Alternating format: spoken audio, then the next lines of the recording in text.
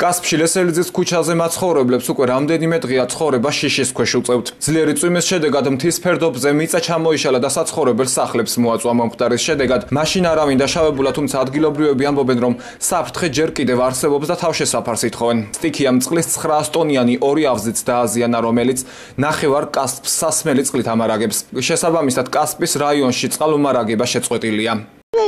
ის გოლეს უჩამოწვა და იმ მეზობელსა ის კედელი უჩამოინგრა, ბეტონი დაინგრა და ისაქნა.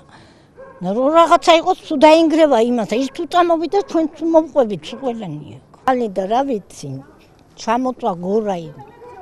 და გაგვიყვანეთ თუ ყველანი ოჯახებიდან წუხელის დავბრუნდით მე. დრომი თუ არაფერი გაკეთდა, არაფერი ეშველება, ჩვენც არაფერი გვეშველება. ახლა ოჯახები, შვილები ყან.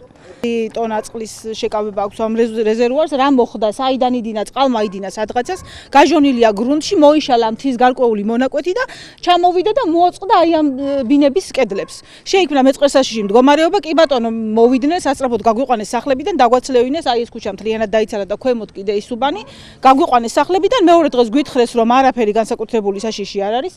რაღაცა მონაკვეთია მოშლილი, მაგას გაასუფთავებენ და შეგიძლიათ შეხვიდეთ იცხოვროთ. შევედით, კი ბატონო, სახლებში ვართ, მაგრამ ვერ გვძინავს მშვიდად, იმიტომ არ კეთდება არაფერი. 2 დღეა მუშაობს, ერთი ტრაქტორი იყო, ერთი მანქანა და ფაქტია 2 საათზე იმხელა კაცუნი გაიღო რაღაცამ, გამოვედით და ეგერა მეზობლის სახლს მოაწვა, ისინი ქონდა რაღაც ბეტონები ჩალაგებული და გადმოშალა ეს ბეტონი. და მოდის ეს მთა არ ჩერდება და ჩვენ გვინდა მეტი უსაფრთხოების ზონა, გვინდა მოვიდნენ სპეციალისტები და ვიზუალური დათვალიერებით კი არა, ხო? აი იმ ხელსაწყოთი ყველაფრით მოხდეს დათვალიერება, შეისწავლონ ამ გორის მდგომარეობა და შესაბამისად თუ ბასეინია რამეში საშიში გადაიტანონ სხვა ადგილას, იმიტომ ამ ხელმოსახლეობაა, ხო?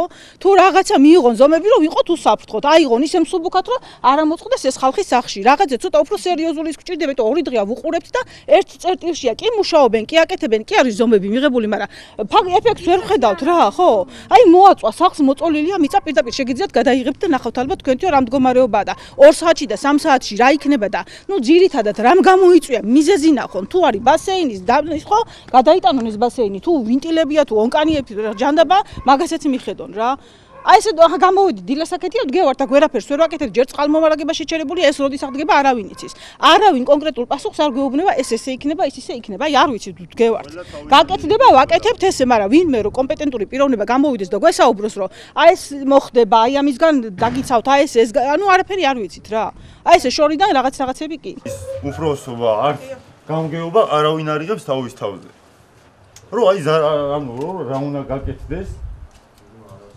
გეგმა არ არსებობს. აი რა უნდა უშველოთ ამას. ვერაფერს ვერ უპასუხობენ, ვერც წყალკანალიდან, ვერც გამგეობიდან, რო ვეკითხებით. აი ამ მდგომარეობას რა ეშველება, ხო?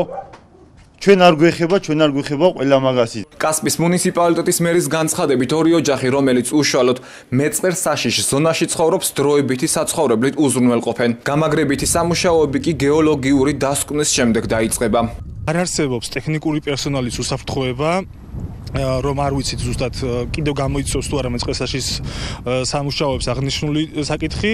ჩვენ ვცდილობთ, რომ მივიღოთ საბოლოო დასკვნა შესაბამის ექსპერტებისგან და როდესაც ეს დასკვნა იქნება და ველოდებით უახლოეს საათებში, შემდგომ მოვახდინოთ უკვე აღნიშნული სამუშაოების განხორციელება. წყალმომარაგების კომპანიაში ჯერჯერობით ვერ ამბობენ ზუსტ თარიღს, თუ როდის აღდგება სასმელი წყლის მიწოდება. კომპანიის წარმომადგენელი ამბობს, რომ დამატებითი საფრთხის თავიდან ასაცილებლად წყლის რეზერვუარი მთლიანად დაცლილია და ადგილზე ყველა საჭირო სამუშაოები მიმდინარეობს. ექსპერტები ნიმუშებზე უკვე 3 დღეა მუშაობენ. მათ დასკვნაზეა დამოკიდებული ლესელიძის ქუჩაზე გააგრძელებს თუ არა ცხოვრებას 10-მდე ოჯახი.